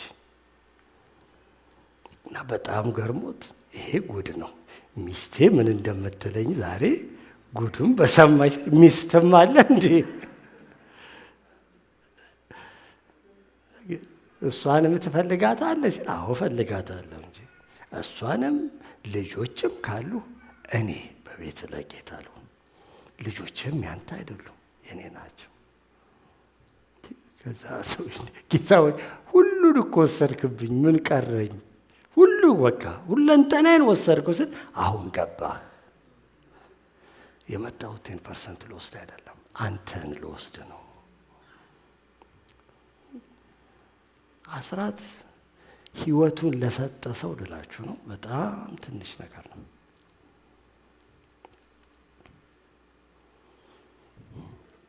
አስራታችንን ስንሰጥ ለድሆች ስንሰጥ እንዴት እንስጥ ብዬ ፈጠን ብዬ ጥቂት ሀሳቦችን ልስጣችሁ። እንዴት እንስጥ ከሁለተኛ ቆሮንቶስ ውስጥ ያነበብነውን ክፍል ላይ ነው። አንደኛው በፍቅር። ይህን የምለው ትእዛዝ ለመስጠት ብዬ አይደለም፣ ነገር ግን ሌሎች ከሚያሳዩት ትጋት አንጻር የፍቅራችሁን እውነተኛነት ለማረጋገጥ ነው። ዝቅ ብሎ ቁጥር 24 ይህን ያላነበብነው ክፍል ነው፣ እናንተ አንብቡት ያልካችሁ። ስለዚህ የፍቅራችሁን እውነተኛነትና በእናንተም የምንታመነው የቱን ያህል እንደሆነ በአብያተ ክርስቲያናት ፊት ግለጡላቸው ይላል። ፍቅራችሁ የሚገለጠው ገንዘብ በመስጠት ነው እያላቸው። ስለዚህ ለጌታ ያለን ፍቅር፣ እዚህ ላይ ደግሞ ለኢየሩሳሌም ላሉ ወንድሞች ያላቸው ፍቅር መገለጫው ገንዘብ መስጠት ነው። ገንዘብ በጣም የደም ስር ነው ታውቃላችሁ። ውስጣችን ነው ያለው የምንለፋበት፣ ቀኑን ሙሉ ስንሰራ የምንውለው፣ ሳምንቱን ሙሉ የምንሰራበት፣ አንዳንዶቻችን ኦቨርናይት ግሬቭያርድ የምንሰራበት፣ ሌሊት የምንሰራበት። ቀላል ዝም ብሎ ብሩ አይመጣም። ግን እንደዛ የደከምንበትን የለፋንበትን አምጥተን ለእግዚአብሔር ስንሰጠው በጣም ፍቅር መግለጫ ነው። ከመዝሙር የበለጠ፣ ከማጨብጨብ የበለጠ፣ እውነቴን ነው የምላችሁ፣ ከአገልግሎት የበለጠ፣ ከአገልግሎት ለወንድሞች፣ ለእህቶች፣ ለተራቡ፣ ለችግሮች ስንሰጥ በጣም የፍቅር መገለጫ ነው። ፍቅራችን ደግሞ እያደገ ሲመጣ በገንዘብ ብቻ አይቆምም። መጨረሻ ላይ ህይወታችንን እንሰጣለን እስከ ሞት ድረስ ማለት ነው። ለጌታም እስከ ሞት ድረስ፣ ለወገኖችም እስከ ሞት ድረስ። ትዝ ይላችኋል ሮሜ 16 ላይ ሐዋርያው ጳውሎስ ስለ አቂላና ጵርስቅላ ሲናገር ስለ ነፍሴ ነፍሳቸውን ሰጡ ይላል። ነፍሳቸውን ሰጡ፣ ስለ ነፍሴ ነፍሳቸውን ሰጡ። እኛ እንሙት አሉት ሐዋርያው ጳውሎስ። አንድ ይሄ ቃል ቤቱ ሲያነብ ማስተር ታሪኩ በጣም ኮንቪክት ነው። ደወለልኝና በጣም ይሄ ቃል ልቤን ነካው ምናምን ብሎ አሁን እውነት እኔ ነፍሴን ለነፍስ እሰጣለሁ አለኝ። በጣም ነው በቃ እንዴት ነፍሳቸውን ሰጡ እነዚህ ሰዎች። እኔ ብሆን እሰጥ ነበረ፣ ግን አንተ እደግ አልኩት። በቃ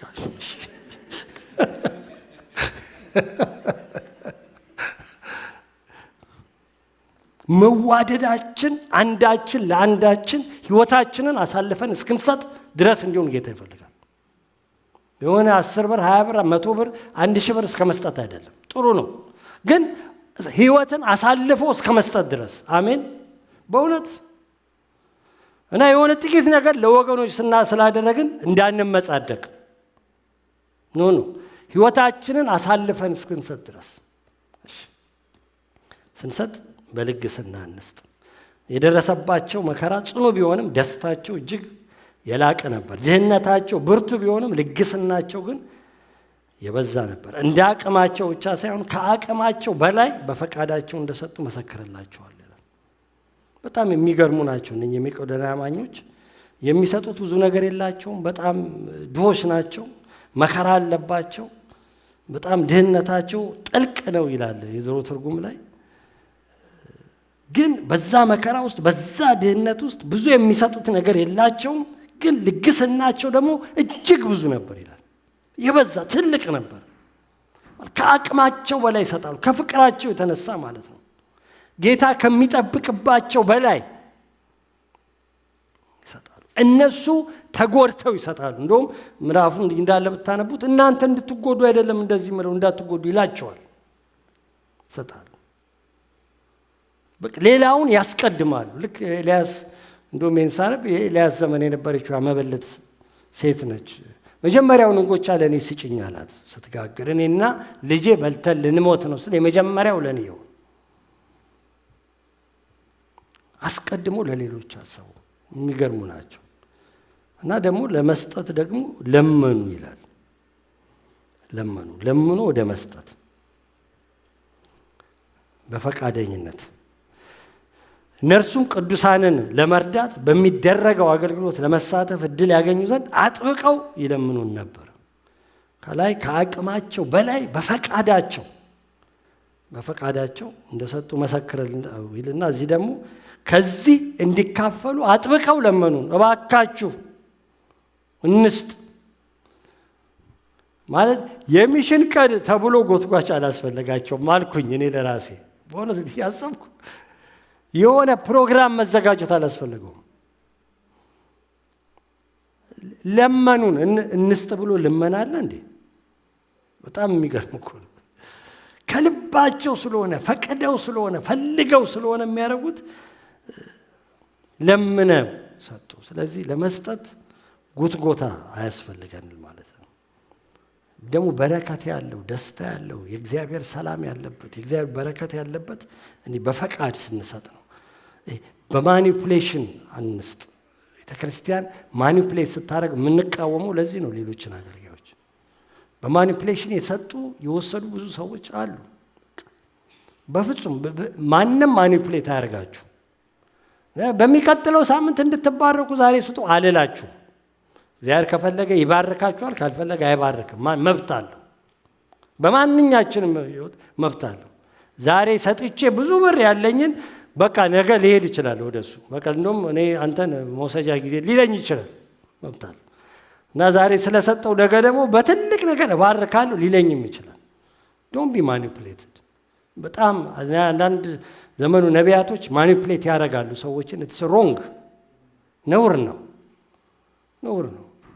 አንድ ወንድም አንድ አገልጋይ በጣም የምታውቁት ትልቅ አገልጋይ እዚህ ሀገር ሳውዝ አፍሪካ ሄዶ ነበር የጥቂት ዓመት 6-7 ዓመት በፊትና ልክ እዛ ሲሄድ ሰው ሁሉ ተሰብሮ አገኘሁት አለ። ምን ነው ብዬ ስል ለካስ ባለፈው ሳምንት አንድ የምታውቁት ትልቅ ነቢይ ሳውዝ አፍሪካ መጥቶ ሰውን እጥብ አድርጎ ይዞት ሄዷል። አሚን ሊትራሊ እጥብ አድርጎት ከካልሲ ውስጥ ሁሉ ነው ሰው ብር እያወጣ የሰጠው ምንም ሳይቀር።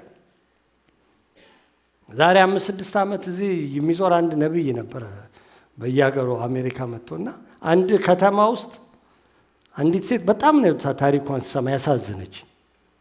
የቀን ሰራተኛ እንደ ማንኛችንም የምትሰራ በቃ የሚናገሩት ማኒፑሌሽን ስፒሪት ቢሃይንድ ኢት $40,000 ሰጠችው። ለአንዳንዶቻችን $40,000 ምናልባት ከዛ በላይ ሊኖረን ይችላል። እቺ ግን ቀን ስራ ለምትሰራ ሴት $40,000 ሰጠችው። እና የሚነቁት ሰዎቹ ከሄዱ በኋላ ነው ተወስደው። ሊትራሊ ሳውዝ አፍሪካ ይሄ ፓስተር ትልቅ አገልጋይ በጣም ትልቅ አገልጋይ ሀገራችን ውስጥ ማለት ነው ሄዶ ሳውዝ አፍሪካ ማገልገል አቃተኝ አለ። ሰው ሁሉ ዲፕሬሽን ውስጥ ነው ያለው። በሙሉ ድሃ ሆኗል። በቃ ደግሞ ሳውዝ አፍሪካ ታውቃላችሁ በጣም ደክሞ የሚኖር ህዝብ ነው የኛ ህዝብ። ያችም ልጅ ያነብይ $40,000 ከወሰደ በኋላ ሲሄድ ነቃች። እሱ እየዞረ ስንት $100,000 ነው ይዞ ሄደው አሜሪካ። this manipulation ማለት ነው። በፈቃደኝነት ነው የምንሰጠው፣ በማኒፑሌሽን አይደለም። በማኒፑሌሽን ደስ እያለን በደስታ በደረሰባቸው መከራ ጽኑ ቢሆንም ደስታቸው ግን የላቀ ነበር። ድህነታቸው ብርቱ ቢሆንም ልግስናቸው የበዛ ነበር። የሚቀጥለው ምዕራፍ ላይ 9:7 ላይ እግዚአብሔር በደስታ የሚሰጠውን ይወዳልና እያንዳንዱ በልቡ እንዳሰበ ይስጥ፣ በሐዘን ወይም በግድ አይደለም። ስንሰጥ በጣም ደስ እያለን ነው። በመስጠቱ ልቡ የሚያዝን ሐዘን ያለበት በቃ እንደው ቅር የሚለው ለምንድን ነው ምናምን የሚል ሰው ማንም ሰው መስጠት የለበትም። ባይዘው እንደዚህ ብሎ የሚሰጥ ሰው አይባረክም። ከልቤ ነው የምላችሁ፣ አትባረኩም። በቃ እግዚአብሔርም ደስ አይለውም፣ እናንተም ደስ አይላችሁ፣ ቤተ ክርስቲያንም ደስ አይላትም። በረከትም የለውም እንደዚህ በሐዘን የሚሰጥ ሰው። እኔ ምንም ስሰጥ ደስታ የለብኝም የምትሉ ሰዎች በእውነት ምንም ችግር የለም። በቃ መጸለይ ነው። ጌታ ሆይ እንዳንተ ለጋስ አድርገኝ። ባይዞ እኔ እንደዚህ ብዬ ጸልዬ አውቃለሁ። ጌታ ሆይ ለጋስ አድርገኝ እንዳንተ። እሱ ህይወቱን አይደለ የሰጠኝ እና እዛ ድረስ ባልደርስም አላቅም፣ ደርስ ይሆናል አንድ ቀን ባልደርስም፣ ግን በቃ ለጋስ አድርገኝ አንተ እንደምትሰጥ ልስጥኔም። እንደዚህ እኮ ምለው መጸለይ ይቻላል። ልሳን አናግረኝ፣ ትንቢት አናግረኝ ብቻ ሳይሆን ለጋስ አድርገኝ፣ የአንተ ባህሪ በእኔ ውስጥ ይታይ። እንደዛ የሚቸግራችሁ ሰዎች በቃ ጸልዩ። ስለያዝ ነው በደስታ ስንሰጥ ስለያዝ ነው ምንም አናተርፍም፣ ስለሰጠንም ምንም አይጎልብንም። ቁጥር 15 ላይ እንደውም እሱ ነው ብዙ ያከማቸ አያተርፍም፣ ጥቂት ያለውም አይጎልበትም ይላል። እና እግዚአብሔር ያለበት በጣም ጥቂቱ የተባረከ ስለሆነ የመጨረሻው ልናገርና አልጨርስ። እንደ አቅማችን እንስጥ። ለመስጠት በጎ ፈቃድ ካለን ስጦታው ተቀባይነት የሚያገኘው ባለን መጠን ስንሰጥ እንጂ በሌለን መጠን ለመስጠት ስንሞክር አይደለም። እንደ አቅማችን እንስጥ ማለት በሌላ አነጋገር መስጠት ካልቻለን አንስጥ፣ አንከሰስ። መስጠት ካልቻለን ምንም የበታችነት አይሰማን። እግዚአብሔር ራሱ ካልሰጠን እኮ አይጠብቅብንም። ጌታ ወይ እኔ ምን ልስጥህ? አንድ ወንድም ሰምታችኋል አይደል? መሰብሰቢያው ምናምን አንዳንድ ቸርች አይሰበሰብም እንደዚህና ከፊት ነው የሚቀመጠው። ሰው እየዘመረ ነው እየመጣ አስራቱን የሚያስቀምጠው ሳህኑ ላይ እና በቃ አንድ ወንድም አየውና ሄዶ ሳህኑ ላይ ቁጭ አለ።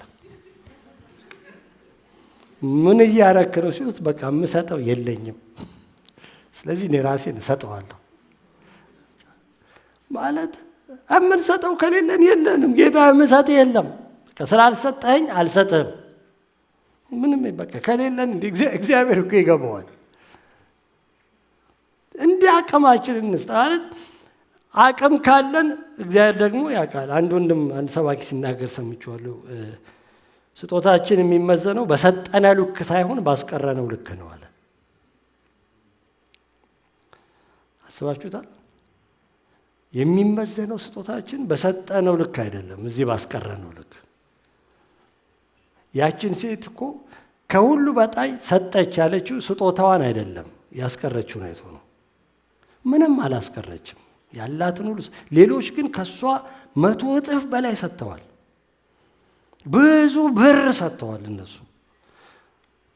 አንድ ሰው እንደውም ሲናገር ሳንቲሞች ሁሉ ተጋጩ። 2 ሳንቲም አይደለች ጣለች ያለው፣ ኪል ኪል ኪል ብለው ተጋጩ አለ እና ሰው ሁሉ ዞር ዞር አለ።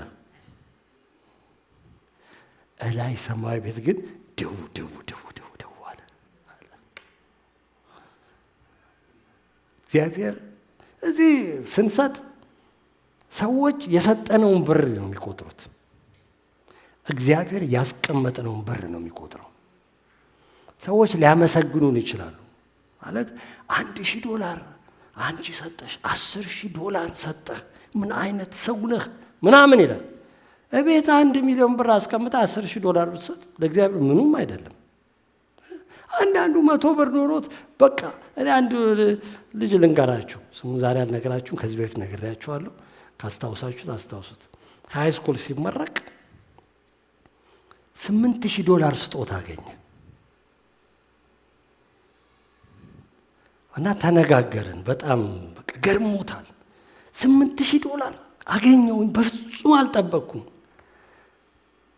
እና ከጥቂት ቀን በኋላ እናገርኩት።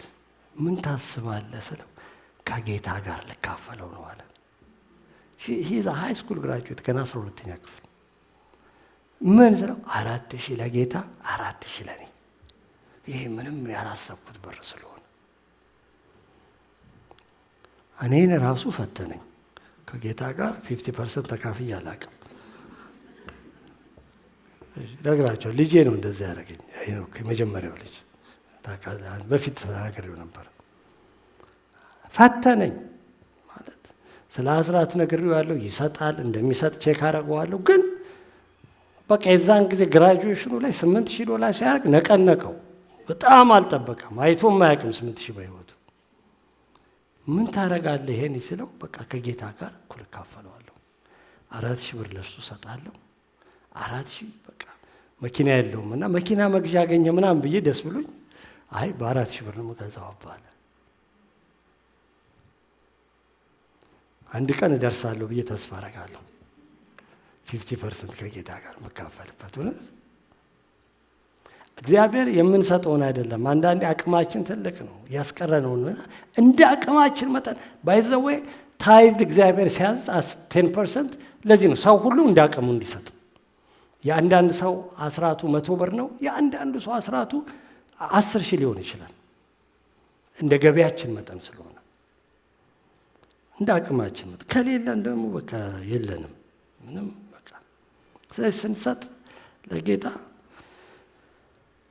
በሚቀጥለው ሳምንት ለሚሽን ስንሰጥ፣ አንዳንዴ አስራት ስንሰጥ፣ እንዲሁ ስጦታ በኩራት ምናምን ስንሰጥ በቃ በፍቅር በልግስና በፈቃደኝነት በደስታ ደስ እያለን ደግሞ እንደ አቅማችን ማንም ሳይኮንነን ማንም ሳያሞጋግስን እንደ አቅማችን እንስጥ ብዬ ጨርሳለሁ። አንድ ጥቅስ ቆመን ተነስተን ይህንን ጥቅስ አብረን ተከተሉኝ እናነብና ምዕራፍ 9 8 እና 9 ብያችኋለሁ። ስለ መስጠት የሚናገረው 9 ላይ ያለውን ይህን ጥቅስ አንብቤ እጸልይና እንጨርሳለን። እንዘምራለን ብዬ አስቤ ነበር፣ ግን ጸልየን እንጨርሳለን። ፕሮግራም እንዳለ አውቃለሁ ከቸርች በኋላ እና እንደዚህ ይላል።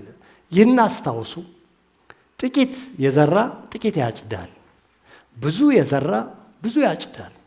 እያንዳንዱ ሰው በቅሬታ ወይም በግዴታ ሳይሆን በልቡ ያሰበውን ያህል ይስጥ። ምክንያቱም እግዚአብሔር በደስታ የሚሰጠውን ሰው ይወዳልና። ሁል ጊዜ በሁሉ ነገር የሚያስፈልጋችሁን ሁሉ አግኝታችሁ ለበጎ ሥራ ሁሉ እንድትተርፉ እግዚአብሔር ጸጋን ሁሉ ሊያበዛላችሁ ይችላል። ይህም በተነ ለድሆችም ሰጠ፣ ጽድቁ ለዘላለም ይኖራል ተብሎ እንደተጻፈው ነው። ለዘሪ ዘርን ለመብላት እንጀራን የሚሰጥ እርሱ የምትዘሩትን አትረፍርፎ ይሰጣችኋል፣ የጽድቃችሁንም ፍሬ ያበዛላችኋል። ሁል ጊዜ በልግስና መስጠት እንድትችሉ በሁሉ ነገር ያበለጽጋችኋል። ልግስናችሁም በእኛ በኩል የሚደርሳቸው ሰዎች እግዚአብሔርን ለማመስገን ምክንያት ይሆናቸዋል። ይህ የምትሰጡት አገልግሎት የቅዱሳንን ጉድለት የሚያሟላ ብቻ ሳይሆን ብዙ ምስጋና ለእግዚአብሔር የሚቀርብበት ነው። የክርስቶስን ወንጌል ተቀብላችሁ ስለታዘዛችሁና ለእርሱም ሆነ ለሌሎች ስላሳያችሁት ልግስና ሰዎች ተፈትኖ ስላለው አገልግሎታችሁ እግዚአብሔርን ያከብራሉ። ይህ የምትሰጡት አገልግሎት በፋይናንስ ማለት ነው። የምትረዱት እግዚአብሔር የሚመሰገንበት ነው። ብዙ ምስጋና ለእግዚአብሔር የሚቀርብበት ነው። እግዚአብሔርን ሌሎች ያከብራሉ። ደግሞ የምትሰጡትን እግዚአብሔር ይሰጣችኋል። ለሚዘራ ዘርን የሚሰጠው፣ ለሚበላ እንጀራን የሚሰጥ እርሱ የምትዘሩትን ይሰጣችኋል። ስትዘሩ ደግሞ የጽድቃችሁን ፍሬ ያበዛላችኋል። በልግስና መስጠት እንድትችሉ በነገር ሁሉ ያበለጽጋችኋል።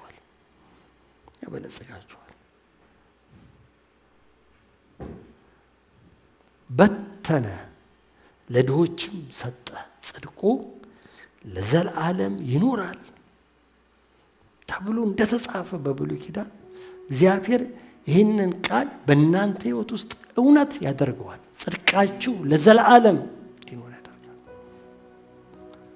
ስለ መስጠት ከዚህ ብዙ ይናገራል መጽሐፍ ቅዱስ። ጥቂቱን ነው ብጭቅ አድርጌ እውነት ለመናገር የተናገርኩት። በጣም ለአንድ ሰዎች ቆጥረናል የሚሉ ጌታ ኢየሱስ በምድር ላይ ከምንም ነገር በላይ ስለ ገንዘብ ያስተማረው ይበልጣል ይላሉ።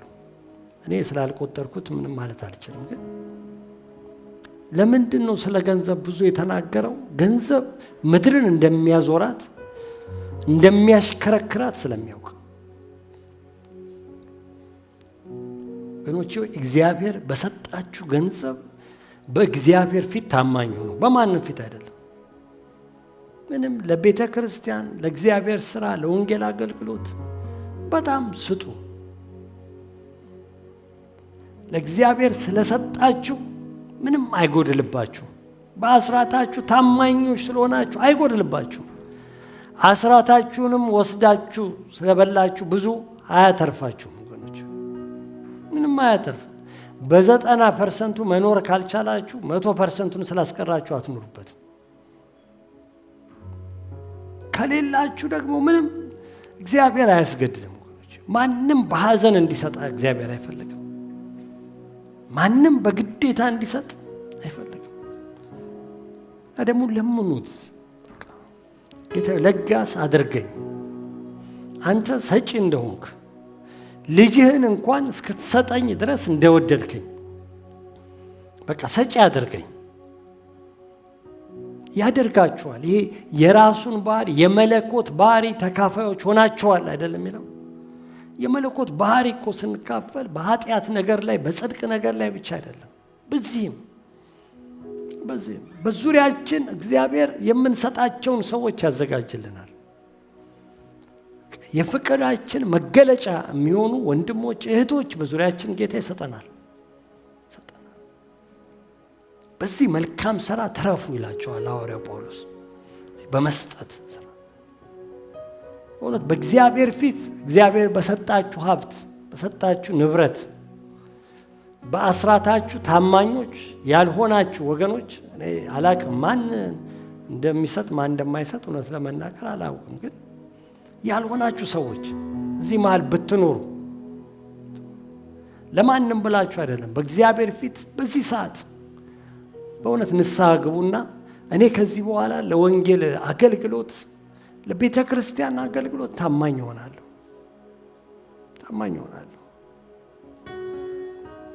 እናንተ ለቤተ ክርስቲያን ስለሰጣችሁ ምንም ለእኛ ምንም ገንዘብ አይመጣም። ምንም የሚጨመርም የሚቀነስም ነገር የለም። ግን እናንተ ግን ትባረካላችሁ። የእግዚአብሔር በረከት ደግሞ በየት በኩል እንደሚያገኛችሁ አታውቁም። በእውነት አንዳንዴ በልጆቻችሁ ይባርካችኋል። አንዳንዴ በሥራ በኩል ይባርካችኋል፣ በሞገስ ይባርካችኋል። አንዳንዴ ቤታችሁን በሰላም ይባርከዋል፣ በደስታ ይባርካችኋል። እንደዚሁ ደስ እንዲላችሁ ያደርጋችኋል። እንደሚመጣ ለእግዚአብሔር በታዘዝን መጠን የእግዚአብሔር እጅ እንደሚመጣ እናውቃለን። በየት እንደሚመጣ ነው ማናውቀው እንጂ እንደሚመጣ እናውቃለን። ይመጣላችኋል እግዚአብሔር እጅ። እቺ መልካሚቱ የእግዚአብሔር እጅ ስንታዘዘው መምጣቱ አይቀርም እና ታዘዙት። ነገ ከነገ ወዲያ አይደለም፣ ዛሬውኑ ታዘዙ። ዛሬውኑ ከዚህ ሳትወጡ አንዱን የቤተ ክርስቲያን ሽማግሌ ይዛችሁ እንዴት ነው አስራት የምሰጠው በሉት። በእውነት እግዚአብሔርን ለመታዘዝ ቸኩሉ፣ ተሽቀዳደሙ እንጂ ማንም አይቅደማችሁ። እግዚአብሔር ያያችኋል። ለእግዚአብሔር ብለን ነው የምናደርገው። ማለት የሚቀጥለው ሳምንት ስንመጣ እንደዚሁ የሚቀጥለው ሳምንት የሆነ ሞራል ተሰጥቶን ማኒፑሌት ተደርገን እንድንሰጥ አይደለም፣ አስበንበት እንድንመጣ። ጌታ ሆይ እዛ ላለው ሚሽን አገልግሎት ምን ያህል ነው የምሰጠው? ባልና ሚስቶች ጸልያችሁ ተነጋግራችሁ በእውነት በጌታ ፊት ምን ያህል መስጠት እንችላለን? እንደ አቅማችን ነው መስጠት የምንችለው። ቅድም ወንድማችን ማቲ እየተናገረ ነበር ያለ አንድ ልጅ በወር 30 ብር፣ አንድ ቤተሰብ በወር እንደዚህ ምናምን ነገር እያለ አንድ ቤተሰብ አንድ ልጅ ነው ማሳደግ የምችለው መርዳት። ሁለት ልጅ ነው። እግዚአብሔር ከባረካችሁ ለምን 10 ልጅ እንኳን አታሳድጉም? ይባርካችሁ እንጂ እሱ አስባችሁ ጸልያችሁ ሚሽን እዛ ላለው አሁን ግብፅ ውስጥ ባለን ሚሽን በአንድ ዓመት ወደ 6-7 ሰዎች ጌታን ተቀበሉ አለ። ከሄደን እግዚአብሔር ፈቅዶ ምናልባት ጥምቀቱ ላይ እንገኝ ይሆናል፣ እናጠምቅ ይሆናል አብረን። በአንድ ነፍስ መዳን ትልቅ ደስታ የሚሆን ከሆነ በ7 ነፍስ መዳን፣ ለዚህ ነገር ገንዘባችን ካልወጣ ለነፍሳት መዳን ለምን ይወጣል ወገኖች? በእውነት እግዚአብሔር ይባርከን በመስጠት። እግዚአብሔር ይባርካችሁ። አባት ሆይ ስለዚህ የሕይወትና የእውነት ቃል እናመሰግናለን። ጸልያለሁ ጌታ ስለ ራሴም እዚህ ስላሉት ስለ ወንድሞቼም ስለ እህቶቼም ጌታ ይሄ ቃል በእያንዳንዳችን ሕይወት 30ም 60ም 100ም እጥፍ እንዲያፈራ ሰጪዎች እንድታረገን እጆቻችን እንዲፈቱ ይሄ የአንተ መለኮታዊ ባህሪ በእኛ ሕይወት ውስጥ እንዲገለጥ በጌታ በኢየሱስ ክርስቶስ ስም አንተ እርዳን። የሚሰጡ ሰዎች ሁሉ የተባረኩ ይሁኑ። እስከ ዛሬ በቤት ታማኝ ይሁኑ። እቺ እንኳን ቤተ ክርስቲያን ላለፉት ኦልሞስት 40 ዓመታት በዚህ ከተማ እንድታገለግል በዓመታት በዘመናት መካከል ቤተ ክርስቲያንን በገንዘባቸው ስለረዱት ወንድሞች እህቶች እዚህ ስላሉም ስለሌሉ ሁሉ ስም የተባረከ ይሁን። ባርካቸው ጌታ ሆይ በኢየሱስ ክርስቶስ ስም ይባረኩ። ጌታ በዚህ በሰጠን ዕድሜ በሰጠን ዘመን ደግሞ እነሆ ሰጪዎች ለቤተ ክርስቲያን ለወንጌል አገልግሎት ሰጪዎች እንድታረገን እንድንሰጥ ለድሆች ሰጪዎች እንድታረገን መንግሥትህ እንዲሰፋ ሰጪዎች በሰጠን ሀብት ታማኞች እንድታረገን የሰጠንን እኛው ብቻ በልተን እንዳንሞት ጌታ እንዲሁ ይዘነው አንቀነው እንዳንሞት በጌታ በኢየሱስ ክርስቶስ ስም እንድትረዳን እኔንም እንድትረዳኝ ወንድሞቼን እህቶቼን እንድትረዳ በኢየሱስ ክርስቶስ ስም ጸለይኩኝ። ጌታ ሆይ እናመሰግንሃለን፣ እናከብርሃለን። በመስጠት ደግሞ ማንም ስለማይበልጥ ጌታ ሰጠን ከምንለው በላይ ሁላችንም ስለተቀበለን በቤትህ በመንግስት ውስጥ እኛ አድርገናል ሰጥተናል ከምንለው በላይ ተሰጥቶናል። ጌታ አንተ የማንም ባለ ዕዳ አይደለም። በመስጠትህ እያስደነከን እዚያ ደርሰናል። እግዚአብሔር ሆይ ስንሰጥ ስለምትሰጠን በብዙ ለሚሰጥ ብላል ጌታ ተጨቁኖ ተጠቅጥቆ መልሶ ይሰጠዋል ተብሎ እንደተጻፈ እግዚአብሔር ስንሰጥ እንደ ቃልህ እንደዚሁ እንዲሆን የአንተ የሰማይ በረከቶች እንዲከፈቱ ታች ደግሞ በረከት የሰጠንን በረከት የሚበሉትን አለማስተዋሎቻችንን ሁሉ የጠላትንም ነቀዞች እንድትዘጋቸው በኢየሱስ ክርስቶስ ስም ጸለይን። ስም የተባረከ ይሁን። እናመሰግንሃለን። ስለ ሁሉም ነገር ከፍ ከፍ በል። ክብር ተጠቅሎ ለአንተ ይሁንልህ በኢየሱስ ክርስቶስ ስም አሜን። በሰማያት የምትኖር አባታችን ሆይ ስምህ ይቀደስ፣ መንግሥትህ ትምጣ፣ ፈቃድህ በሰማይ እንደሆነች እንዲሁም በምድር ትሁን። የዕለት እንጀራችንን ስጠን ዛሬ፣ በደላችንን ይቅር በለን እኛም የበደሉንን ይቅር እንደምንል፣ ወደ ፈተናም አታግባን ከክፉ ሁሉ አድነን እንጂ መንግሥት ያንተ ናትና ኃይል፣ ክብር፣ ምስጋናም ለዘላለሙ አሜን። እግዚአብሔር ይባርካችሁ። እግዚአብሔር ይጠብቃችሁ። እግዚአብሔር ፊቱን ያብራላችሁ። እግዚአብሔር በሰማያዊ በረከት በምድራዊ ጠል ሕይወታችሁን፣ ትዳራችሁን፣ ቤታችሁን ይባርክ። ባርኳችሁ ለሌሎች ሁሉ ለበረከት ምክንያት ያደርጋችሁ። በአብ በወልድ በመንፈስ ቅዱስ አንድ አምላክ ስም